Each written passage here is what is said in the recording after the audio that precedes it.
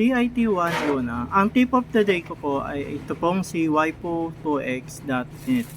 Yung iba po sa inyo ay alam na po siguro itong website na ito, pero ito po ay isang AI generated image generator na nag-upgrade or nag-aayos ng image po. Madalas po magagamit po natin ito ay yung sa mga customer po natin na nagpapa-edit, lalo po galing sa Messenger, na pagka kinuha natin ng image sa Messenger ay lumalabo po. Halimbawa po, ito po na galing po sa isang malinaw po sa Messenger, pero pagka dinownload po natin, lumalabo po ang image. Nagiging pixelated po siya.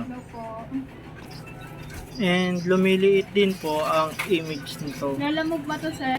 Pag ginamit po natin si waipu po, ito po ang gagamitin natin, artwork highest 2 times and PNG, then convert lang po. Mag-generate po siya ng image na mas malinaw at mas mataas po ang resolution po. Saan ka na? Kuya Emel, kuya. Ay, pasok ka na lang dito. Magagamit po siya lalo na po kung nagmamadali si customer po na gusto na siyang makuha agad at hindi natin ma-re-layout agad ang isang design. Pero kung hindi naman po masyado nagmamadali si customer, pwede po natin gamitin po ito pong nakalagay 4 times po.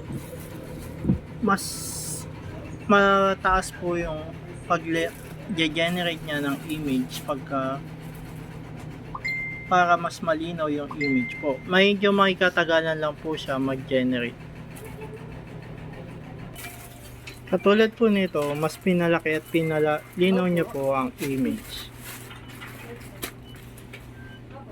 Na pagka ginamit natin siya sa